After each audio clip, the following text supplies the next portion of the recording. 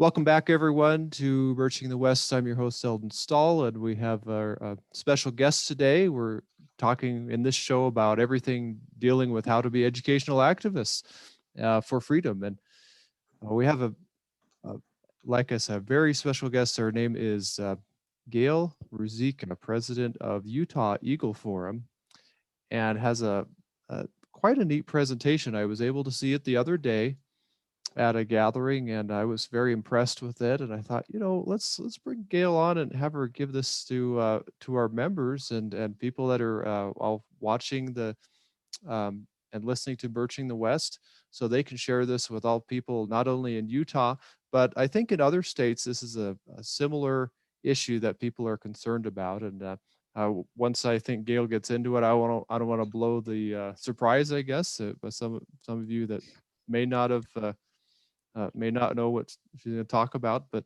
really good presentation. And Gayle, wanted to welcome you to the Birching the West, and hopefully we can get some folks that really are able to the lights able to turn on this issue and say, yeah, this is something I want to get involved in. So welcome, Gayle. Well, thank you for having me. And yes, I would absolutely hope and love to have everybody that could possibly get involved on this issue. If we don't, we're going to lose, because all the big guns are against us. And I'm going to talk a little bit about some of those people that are shocking, that are causing the problems and stopping this from going through in other states as well as Utah. Okay, great.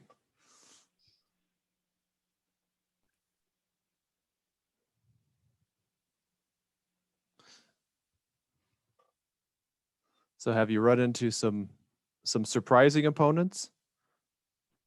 Not surprising opponents, but things that are just shouldn't be happening. I'll share just to start with an example.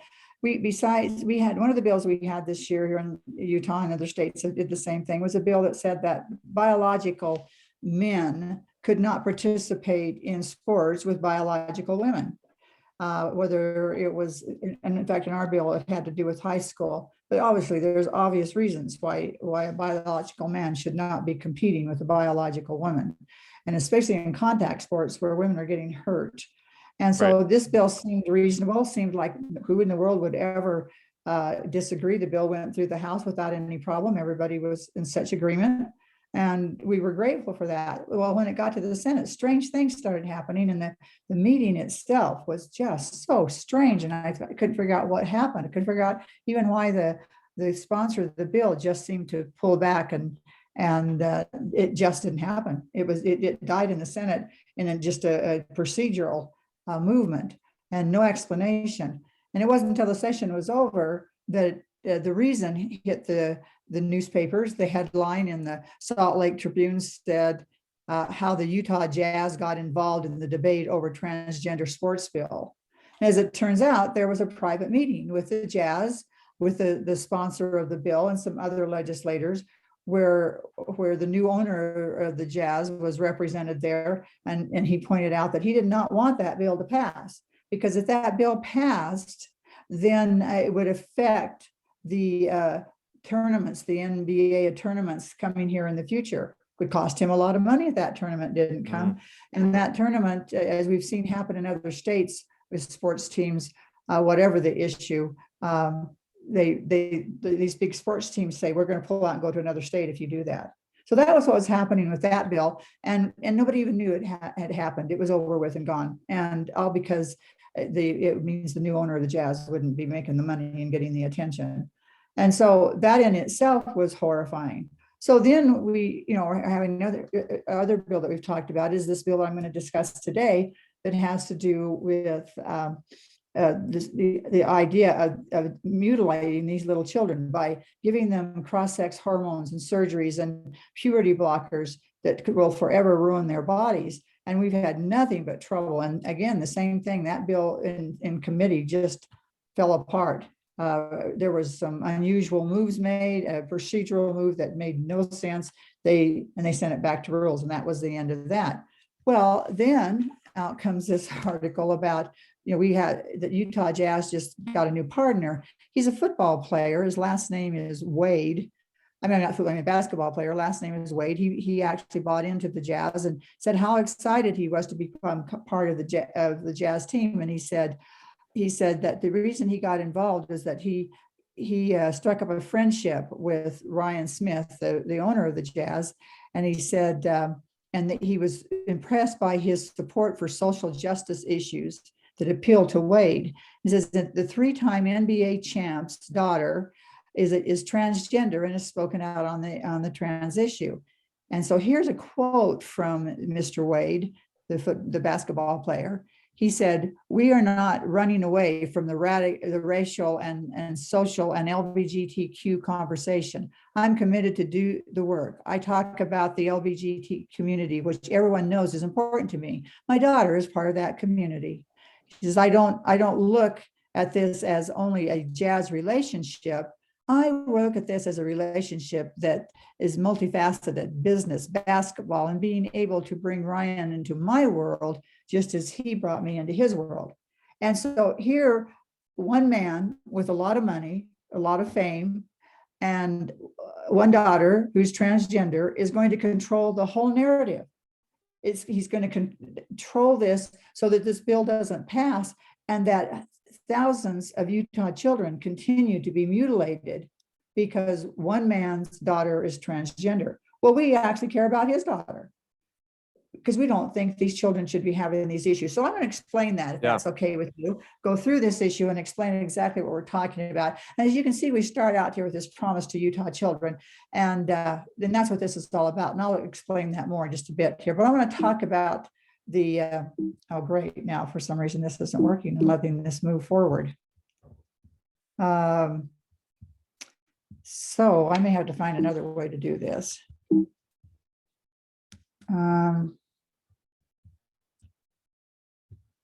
It won't even let it's stopped this from, I keep hitting escape and that doesn't work. So I don't know how to make this work. I've never had this happen before. Usually you just start the thing up and it starts working. But for some reason it's underneath. Can everybody see that okay? The slide is there. So yeah. I need to figure out how I can't even click on anything. It won't let my computer work at all. So that makes me sad because this whole thing is in this presentation has to come up in order for me to help you understand and explain. And it has it will not, I can't even get to anything on my computer to even start this over because it's frozen. The screen doesn't work because of something that's up here. And so I don't know what to do about that. Are you able to just close and reopen is it on PowerPoint or? Yeah, it is. And the reason, but it won't let me do anything. It won't let me escape. It won't let my cursor is, if I could get to my cursor, I could make this work, but my cursor won't come up. What I can do is pause the recording and give you a chance to maybe just reboot the computer. Maybe that'll do the trick if you want. Okay, let me see. Okay, I'll pause this. All right, we're back on. Okay, as I'm sure I'll agree, our job as adults is to protect children, but particularly those who are vulnerable, and our children deserve no less. And we need all of you to be involved to help protect these children. And we're going to talk about these experimental medical procedures that hurt and sterilize and permanently damage children. And this is not healthcare, even though that's what they try to call this, is healthcare. It's all about unproven hormonal interventions and surgeries that use children and adolescents as guinea pigs, permanently sterilize them, and permanently mutilate their bodies. This is child abuse. This is not healthcare. This year we had a bill that was House Bill 92, and that was the one I was talking about that got into committee, and it took us almost a whole session to get it out of rules to even get into that committee. And unbeknownst to us, it was all orchestrated to bring that bill out. We had some people there. We had to, because it was a last minute thing, we had to have them on Zoom. We had specialist doctors, the best in the nation, but they were on Zoom, not in the room. And the other side, the doctors from the University of Utah, where they do these terrible procedures, were in the room. So they got all the attention, all the questions, and our doctors that were on Zoom, they just ignored and pretended like they weren't there. It was such one of the most horrible experience I've had in a presentation that we had put so much time in. But this bill prohibits the physician or surgeon from performing a transgender procedure on a minor. This bill makes it an unprofessional conduct to perform medically unnecessary puberty inhibition procedures or sex characteristics altering procedures on a minor. That's a very important language that we needed to get this stopped. And as we go on through this, you'll see how much of this is happening and what was going on. Okay, now this is happening again. It won't let me move it. And I can't go on any further. So I don't know what you did before, but we may have to do that again because it makes this work. I'm sorry. But this particular bill, and as I said, it was House Bill 92. It's now in an interim study and will have a new number.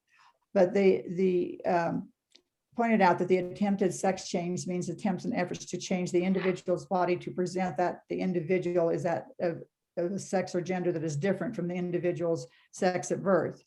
And it has the definition in their bill that said biological sex at birth means an individual sex being male or female according to distinct reproductive roles. And it goes on with that kind of language. An outstanding, excellent bill should have passed, but instead games were played, false accusations were made against the sponsor, who is a wonderful, amazing man. They made it bad. And then afterwards they said, oh, we misunderstood. Gee, we're sorry we said those things about you. That's how horrible this was. But as you can see, finding out what was behind this with the Utah Jazz and the governor and others is what caused this to happen. And now it won't work again. So anyway, we from there, that bill went back to rules. And the rest of this presentation is what walks you through exactly what all these things are that happen to these children, what the procedures are that they do to these children. Things like puberty blockers. Now, think about it, puberty blockers. Why would anybody think that was a good idea? I'm sure all of us on this today here have been through puberty. You can usually go into a room of adults and look around the room and know that everybody in that room has gone through puberty. But now that somebody came up with this crazy idea about 5 years ago, that what we're going to do for these little children who are questioning, and we're talking about children as young as 9 and 10 years old, that just before they're going into puberty, that we're going to now give them, usually it's called Lupron. Lupron is so dangerous. You should look that up. I don't have the slide here to tell you some of the things that's wrong with Lupron, but it's used for cancer in men. These men talk about how horrible this procedure is and how much they suffer. But we're giving this to little 9, 10, 12-year-old children, and we are stopping puberty. Unbelievable. It's so unhealthy because puberty is more than just a little girl turning into a little boy and a little boy turning into a little girl. The puberty it has to do with their brain functions. It has to do with the heart development. It is what makes us become adults. Our body become adult bodies. And after we go through puberty, then a little boy becomes a man, a little girl becomes a woman. And it is so important. And yet hundreds of children here in the state of Utah go up to the University of Utah where they put them on puberty blockers. Oh, they say it's just a pause. We're just giving these children a chance to think this through. If they don't go through puberty, then they can change, at any time that they want. And so we need to get the puberty started. Just incredibly and unbelievable things that they're doing. Then the other thing, after they put them on puberty blockers, then as time passes and they've slowed down the puberty and they know they get it stopped, then the next thing they do is cross-sex hormones. That means that they're giving the little girls testosterone. Now, we know a lot about what's happening with testosterone in the state of Utah and in other states because testosterone is a controlled substance. And because it's a controlled substance, they have to report, all the doses, all the uses of testosterone. And in Utah, the way it's reported is by age and what the purpose is. So we know, for instance, last year in 2020, that there were 663 children under the age of 18. These are girls that were given testosterone for the purpose of of this very thing of just changing. They put them on the blockers. Now they're giving them testosterone so that the little girls will not ever make estrogen. Their bodies won't make estrogen. Instead, they're just going to have testosterone. Now that testosterone, of course, is changing them drastically. It'll change everything about them. The shape of their face, they'll begin to square off more. Their shoulders start to square off. Their voices deepen. They can't fix that. If they take them off of the testosterone, the voice doesn't go back. The voice stays deep, and these girls spend the rest of their life sounding just like a man. They get an Adam's apple, and and most of them gain about 50 pounds. Now, in 2019, they had 553 girls under age 18 start on testosterone. And if you go clear back to 2015, when they started reporting this, there was only five girls given testosterone. It's gone in 6 years' time, it's gone up over 10,000% of these children, these girls getting testosterone. Now, we don't know about the estrogen with the boys because it's not controlled substance, so they don't report it. But we know it's got to be significant. Boys are going through puberty blockers. Boys are also getting the estrogen. So if you add even just half that, you're up to 1,000. That doesn't include the ones on puberty blockers that haven't started cross-sex hormones yet. So it'd be easy to say that right now in the state of Utah that probably 1,500 children a year are going through this process. And then there's the surgery. Now, the University of Utah was the doctors from there was at this committee hearing I was talking about. And at that committee hearing, the lead doctor up there, this woman doctor, she said, "Oh, we don't do the surgeries." And she insisted that they didn't do the surgeries there at the University of Utah. She didn't say we didn't do surgeries in Utah, but at the university they didn't. So I quickly texted one of the legislators and asked him if he'd please ask her about mastectomies on little girls. And she kept changing the subject and trying to say things that had nothing to do with his questions. But thank goodness he continued to pursue until he just insisted that she answer, "Are you doing mastectomies on little girls at the University of Utah?"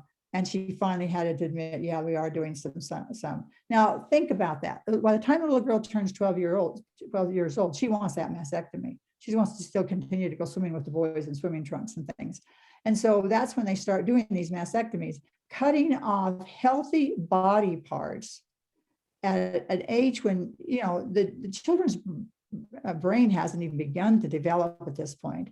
And they're convincing parents that the child's going to commit suicide if they don't do this. And now's the time to do it while she's young and doesn't have to, wait, and then it'll be too late. She'll start to develop, and she needs to get on these cross-sex hormones early. And so they do that. They actually cut off her healthy breasts. It's just appalling. And I can't show you the slides, but I have on these slides the actual website from the University of Utah, showing you all the things that they offer there in what's called the GEMS Clinic. The GEMS Clinic is the gender clinic for adolescents. And it walks through the process of, like, when you go up there, what's going to happen on the first appointment, and they're going to talk to you about it and examine you and things. Second appointment, they'll get you all ready to start this. And actually by the second appointment, they will start the puberty blockers. And by the third appointment, you are on the cross-sex hormones. And then within 12 months, is when they were doing the mastectomies on these girls. The other surgeries, it appears that at the University of Utah, that they wait on those until they're 18. Now, when I say the other surgeries, they usually describe it by top and bottom surgery, so you can figure that out. They do surgeries that they cut off the boy body parts and give the boy as best they can a rigged up new body parts, cutting off body parts that can never be replaced. And the interesting thing about this is now that it's been happening long enough, because it's fairly new. Now people are starting to come back and realize what a terrible mistake they made. Realize as a child they were led to this, and not even given the benefit of knowing that they were a child. And so it's pretty tragic. And now they can't do anything about it. There's horror stories out there, and I've interviewed some of them, and even have other filming from some of these people who've gone through this and have tried to make it to change, try to go back, try to redo the surgeries. The surgeries are so horrible, and lots of bleeding and lots of pain. And then when they do go back and do the reconstruction, nothing ever works again. It never works again. We have a man who was testifying at our hearing about his situation. Now, he was an adult who made the decision, but he's out there working, trying to stop them from doing this to children, because he knows how he feels about what he did. And he doesn't think any child should go through this. And he said, what if his parents had made a decision for him as a child to do this? And he just can't even imagine. But his story is so horrible. He had all the surgeries. He's on all he was trying to become a woman. So he was on all the estrogen, and then into 6 years into that, he changed his mind. He said every time he looked in the mirror, what he actually saw was a man. He never did look in the mirror and see a woman, even though he'd gone through all the surgeries and some plastic surgeries and all kinds of stuff, and it was on estrogen. He always saw a man. And so when he changed, when he went back to what he was, to being a man, all the horror stories, the pain, and all of the nasty reconstruction he went through. But guess what? The body parts that they tried to reconstruct for him didn't work. They were just cosmetic. They didn't work. He's married. He's got a wonderful wife who loves him anyway, but he doesn't have men body parts that work at all. And when he tells that story, people in the room are horrified, and yet they still will not do anything to protect the children. This has to stop. The health care for the children is horrendous. They're calling this health care. It is not health care. And as you look at all of the various procedures they go through, for instance, one boy, he was on the puberty blockers, and then the cross-sex hormones. And so by the time he was 17, he began to change his mind. And he said, no, he hadn't had any surgery yet, but he had gone through all this other stuff. Well, guess what? His body parts didn't work. He was 17 years old and had the boy body parts of a 9-year-old. And that's how it's going to stay for him. All those years of puberty you can't bring him back.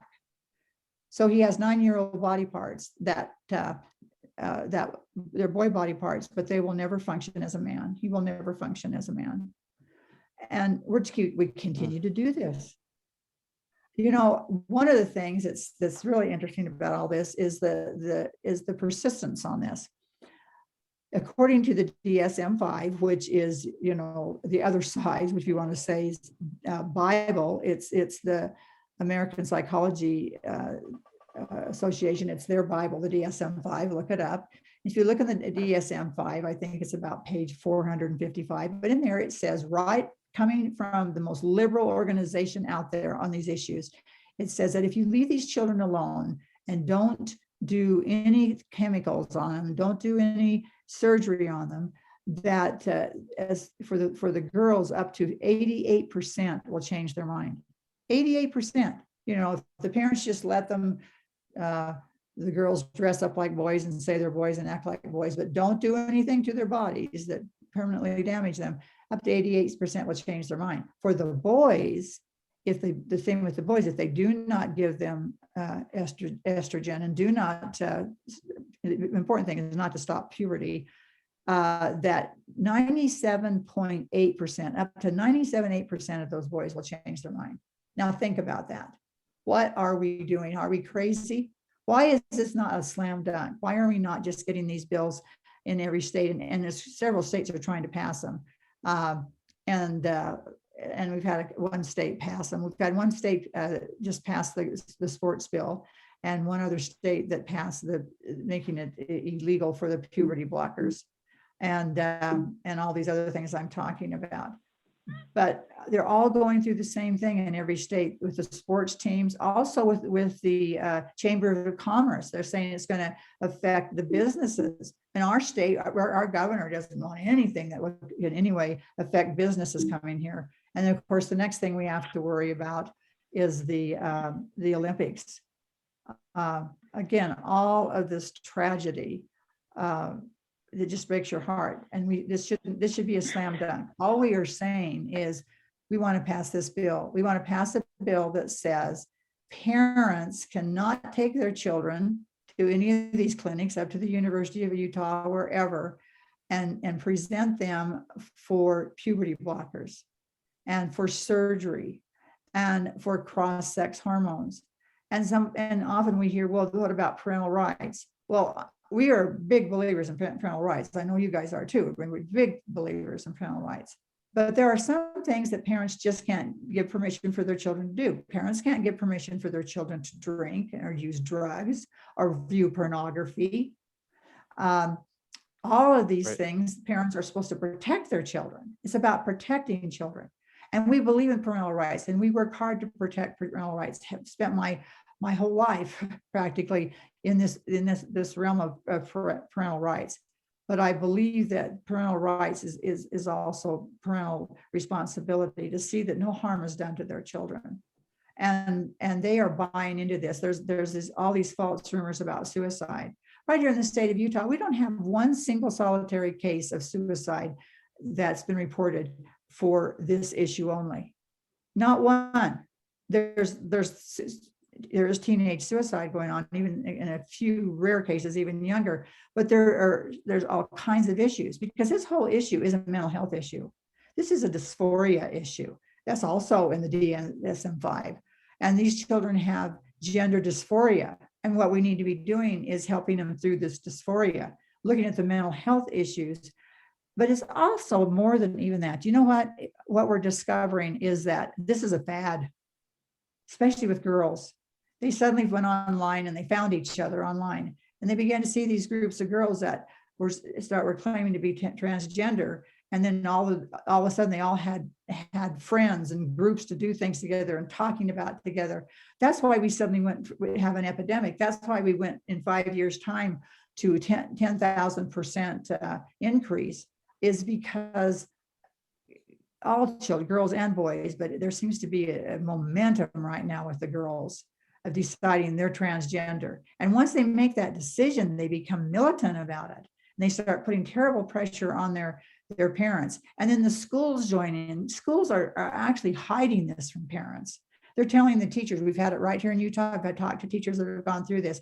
They're telling the teachers, now, when you talk to, Sally's parents, you be sure and use the correct pronouns and name to the parents. But at school, you call Sally Sam. At school, you use he pronouns, but with the parents, you use she pronouns. And this is honestly going on every day in the schools. So this is all being promoted in the schools. And so what's the driving force? Stuff is tragedy. Who's sorry. pushing this idea? When I was in school, this would have been something that you would have said, well, this person needs some counseling, because they are, like you said, they have gender dysphoria. But now it seems like we're supposed to just roll over and play along with people's imaginations. What's kind of the driving force behind this increase in demand for such I guess euphemistically called a service? Yeah, it's the same thing that's out there everywhere. It's the woke movement, and of course the LGBTQ movement is huge now. That movement that got very little attention is now controlling. I look at the Utah Legislature and I see their lobbyists up there. They have so much clout. Nobody will tell them no, because they shame people. They shame them, and they say these children are going to commit suicide. I've never seen so much shaming, and then they give attention. Teenage girls love attention. It's just what happens, and the drama starts, and the attention starts. And if they feel they're not fitting in and think some of the things, the dreams don't seem to be coming true, they find each other. And I had a legislator just tell me recently about his daughter who teaches in their church, and she teaches young women in their church. And in her class, she has 14 young women. Out of those 14 young women, 11 of them claim to be transgender. Now, that right there shows you that what this is about. It is about one girl saying, I am, and another girl saying, so am I. And it begins to grow and grow. And then they begin to think they have to make these claims to be friends. And then they start threatening their parents with a suicide thing and begging and pleading to go up to the University of Utah for these treatments. You know, if we can get this bill passed, we're doing parents a favor. We're doing everybody a favor, because then the parents can say, gee, I'm sorry, it's not legal here in Utah. But parents don't tell their children no anymore. Have you noticed how that's happened so much? Right. They are afraid to tell their children no. And so as we've followed this and watched what's happened, we see children just absolutely so damaged, so hurt. And so as we went through this legislative session, and I'm there every day, all day long. It was a pretty devastating session, but I looked at all the things that we were doing, and at this session, it had to do with children. Some of the things were passed, some weren't. We had a good bill that we passed that had to do with protecting children from pornography. We had an unbelievable bill that all of you'd be shocked about, because we had some great people in the state that discovered that the networks that they were using in the schools had pornography on them, and that children were on their devices provided by the school through the school networks were accessing pornography. Unbelievable things. We discovered that a few years ago, and it took us about 3 or 4 years to finally get a bill passed to stop that, so we could get the pornography out of the schools. There were a lot of parents telling horror stories about their children being exposed to pornography on the school network. So we got that bill passed finally this year, and like I say, another one that has to do with pornography on their devices. And so looking at all the bills that passed and the ones that didn't pass, we had some good bills passed, some bills that we were so happy to see pass and protect children, but also all the bills that didn't make it through. And of course, the bills that are going on right now, the movements in the school with this unbelievably crazy woke movement going through. I looked at all those and I began to think about something. I had gone to a meeting in January in Phoenix with ADF. That's a group of Christian attorneys. And Emily Cowell from the Heritage Foundation gave a great presentation, and it was called A Promise to America's Children. And I was excited about it. It was the week of our Utah Eagle Forum convention here in the state of Utah. And I came back and I changed the name of my talk for the convention to A Promise to Utah Children. And I talked with Emily and told her I was excited about this, and I would like to go make some changes to make this work for Utah. And she agreed. She says, fine, just go with it. And so I started working on that. And that's what I wish I could show you that part today too, because looking at all these bills that we needed to get passed for children, and having to go out and try to reach all these people and get past the Utah Jazz and the Chamber of Commerce and all these people that are trying every way they can to kill this bill, I realized that we needed to do more than that. We had to make this pledge, this promise to Utah children. So I began to work on that project and bring other people into the project and get a lot of other groups. And suddenly we've just got groups. Every day, my computer fills up with more people saying, add our group, add legislators, add my name, authors to books for children and things, add my name. They all want to become a promise to Utah children. And so that's what I'm telling all of you today. Get involved in this, become a part of this promise to Utah children, or wherever you live. Look at what we're doing and do the same thing in your state, because that gives us momentum. And it makes it hard for the governor. Governor, do you disagree with what we're doing? Read this promise. This promise points out the things that I've been talking about today. It includes things like protecting children from drugs and vaping. I mean, horrible things that are happening to children because of vaping. and nobody even knows that they carry around in their pocket these little tiny things that are this big, vaping and ruining their lungs. So I put in all these kinds of things that has to do with things we want to protect the children's bodies and their minds. And as I've put this together, and we broke it down in categories: protecting children's bodies, protecting children's minds, protecting parental rights, and put that out.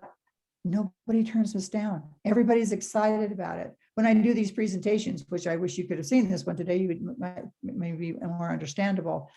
I never get negatives. I don't get people who see this presentation talking about what they're doing to these children and the need we have to protect children that are negative about it, that say, oh, well, this isn't really happening. Of course, my presentation proves to them, shows them the website from the University of Utah, and then this doctor from the University of Utah who lied to legislators, unheard of. So there's so many things we need to do to protect these children, and for everybody to understand how these procedures harm their bodies. More than mutilating, it's mutilating them, but it's using them as guinea pigs. Think about that. When did we say it's okay to sterilize children? Is it okay to sterilize children? They cannot do these procedures on these children without sterilizing them. They are forever mutilated and forever ruined. And so if you get involved with this process, if you're in Utah, please get involved with us on a promise to Utah children. If you're in other states, do the same thing in your state. Ask us about it. We're happy to come and share what we're doing and ask everybody to get involved, because the way we're going to get these bills passed and protect these children is for every state to start doing it. One little state just can't keep up. They get beat up and then they're going to get sued and all these various things that happen. But as we build momentum and state after state starts to pass these bills to protect the children, then we can turn things around. Because I believe with all my heart that God expects us to do this. I believe that our children have come here to earth for a purpose. They've come here to well, we all know that they came to multiply and replenish the earth. That's what we all were told to do. Of course, we're taking that away from them. We're taking away from them their rights to any of these things. On some of my slides there's a story of Penny. Penny was just sure that she was a boy, but she said actually people started convincing her that she was a boy, things that she was saying and doing, and she began to believe them. And so by age 11, she had made that declaration that she was a boy, and she started puberty blockers. And I think it was by age 13, she was on cross-sex hormones. Now she's got testosterone. And then at age 15, she had the mastectomy.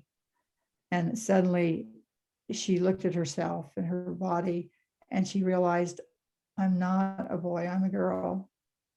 Poor Penny right now is what Penny is doing is she's raising money on GoFundMe to try to have reconstructive surgery, to try to somehow put her body back together, because insurance won't pay for that. She's on her own. She's now 16 years old and on her, sorry for what happened, and on her own. Another one is Sydney. Sydney, fortunately, didn't have surgery, but she did have the cross-sex hormones and blocking estrogen and putting her on testosterone. And after a year of that, Sydney decided that she also was not a boy, that she was a girl. If you see the pictures of Sydney, she's an absolutely beautiful, beautiful girl, long, beautiful blonde hair. You would just be shocked to think that Sydney could ever think that she was a boy.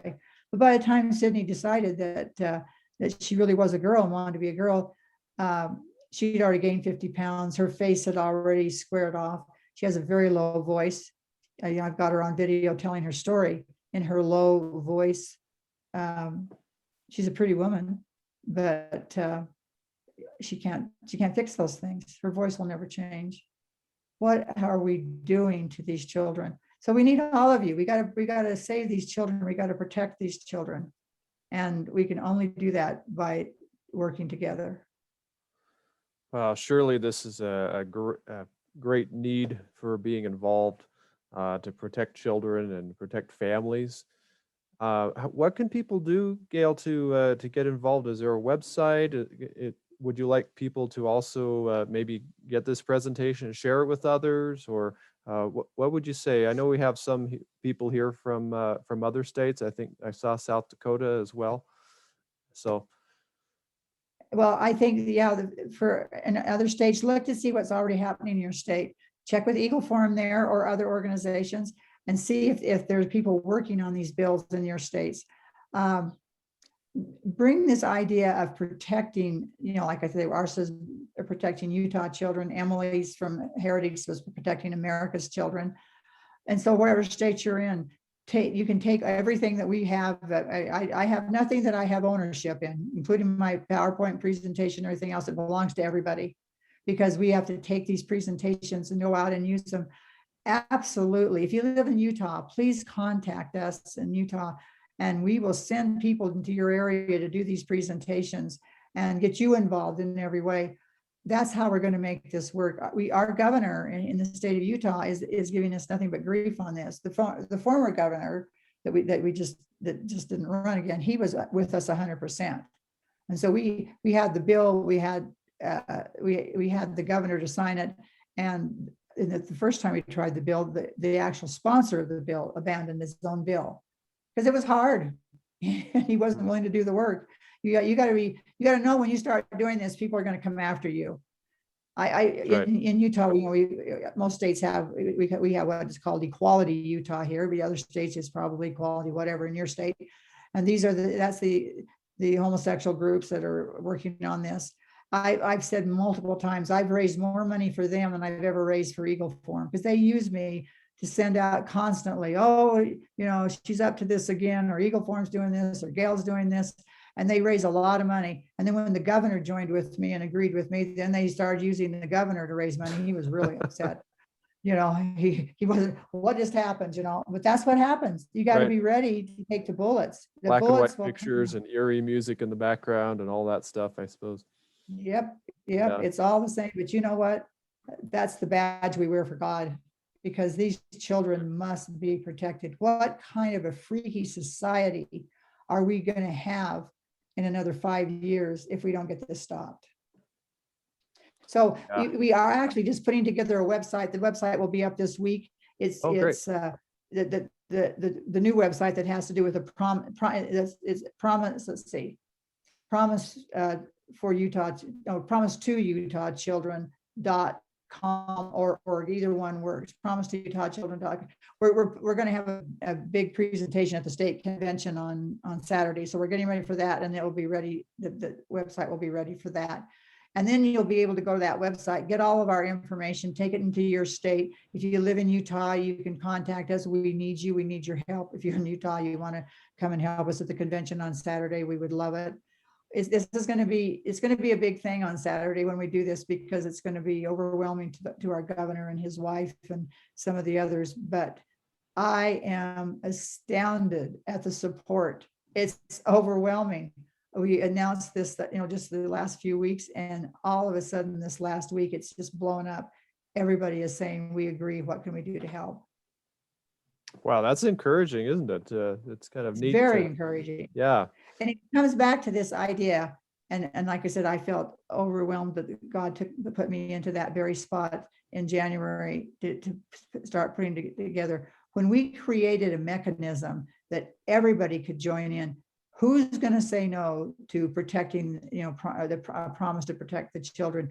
And we listed out, and they know we're not going to put up with mutilating children. We're not going to put up with children running around with those little vaping cartridges in their pockets and all this kind of stuff that everybody's ignoring. So it draws people in from all, whatever interest that you have in protecting children, it draws you in. And that's what we need to do. We need to draw in. I mean, I've even got some liberal people that this is drawn in. Oh, good. Yeah. Well, it should be something that a lot of people can rally around. It oftentimes it seems like the different issues, as you probably are aware, that depends on how you frame them. And when you ask the question just straight out, should we be sterilizing children? Well, no, seems like a bad idea, but a lot of people probably don't even realize that's what goes on in these transgender processes, huh?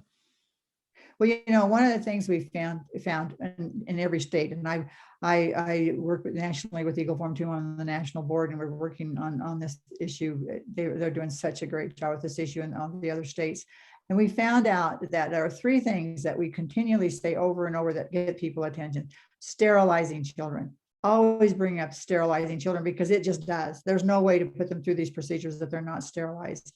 Guinea pigs, using them as guinea pigs. This has never been done before. Giving children Lupron, look up Lupron. Talk about using children as guinea pigs. And then mutilating their bodies. What did I just tell you about the 17-year-old boy whose body parts are that of a 9-year-old? Talk about mutilating his body. So we're mutilating bodies. Yeah, nobody wants any of those three things to happen to our children. Yeah, it's something that, of course, the proponents of this are about makes it impossible for them to defend it. Yeah, absolutely. They call it healthcare for children, and I've written quite a few pieces on why this is not healthcare. Mutilating children's bodies is not healthcare, and that shuts a lot of it down.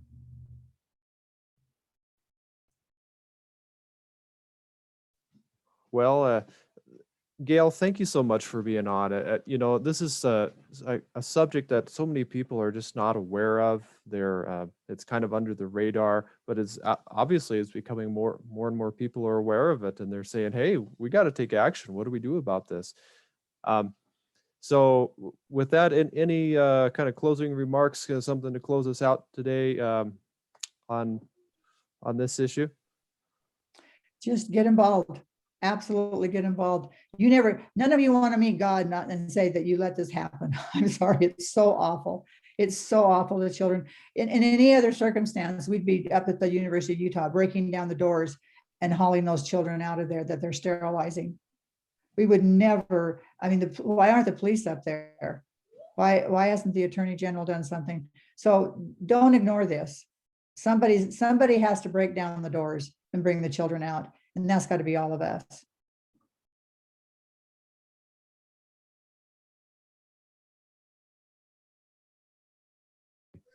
Seems like the building's on fire and we need to take action, save those right. children. All right. Well, thank you so much for being on, and everybody as well, Birching the West, and glad that you could all listen or watch. Please share this if you see this on YouTube, like or subscribe, comment. If you're listening to this on the podcast, make sure if you want to share it with others, and you can download. There's a lot of things you can do, but this is an issue that needs to go, as they say on the internet, viral, right? Share it with others, get involved. This is certainly a winnable thing, but we're going up against some of these big special interests, and but they are very much defeatable, can be defeated. All right, we will catch you next time on Birching the West.